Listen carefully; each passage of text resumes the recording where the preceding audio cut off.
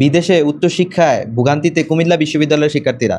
শুধু কুমিল্লা বিশ্ববিদ্যালয়ের শিক্ষার্থী না, বাংলাদেশের আমাদের শিক্ষা ব্যবস্থাতে এই পরিস্থিতি যে আমাদের দেশের শিক্ষার্থীরা উচ্চশিক্ষার জন্য যখন বিদেশে যায়, তখন বিভিন্ন রকমের হয়রানি ভোগান্তি এটা লেগেই থাকে।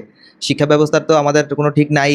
দেখা গেছে যে আমাদের যে শিক্ষা ব্যবস্থা, এই শিক্ষা ব্যবস্থা বাইরের দেশে কোনো কাজে আসে না। ঠিক আছে? বাইরের দেশে উচ্চশিক্ষার জন্য গেলে দেখা যায় আমাদের স্টুডেন্টদেরকে, আমাদের শিক্ষার্থীদেরকে মূল্যায়ন করা হয় না, এবং আমাদের যে শিক্ষা ব্যবস্থা, ওই শিক্ষা ব্যবস্থা বহির্বিশ্বের জন্য দেশ আছে তাদের সাথে এগুলার কোনো ম্যাচিং হয় না। এবং আমাদের শিক্ষা ব্যবস্থা প্লাস আমাদের দেশ অনুন্নত হওয়ার কারণে, আমাদের পাসপোর্ট অনুন্নত হওয়ার কারণে আমাদের শিক্ষার্থীদের বিভিন্ন রকমের হয়রানি ভোগান্তির মধ্যে পড়তে হয়। এতে কি হয় যে উচ্চশিক্ষার জন্য যে একটা উদ্যোগ বা চেষ্টা বা একটা আগ্রহ, শিক্ষার্থীরা সেটা হারিয়ে ফেলে। এবং এই ক্ষেত্রে এই জিনিসগুলোর জন্য আমাদের শিক্ষা বোর্ড বা আমাদের শিক্ষা মন্ত্রণালয়ই দায়ী।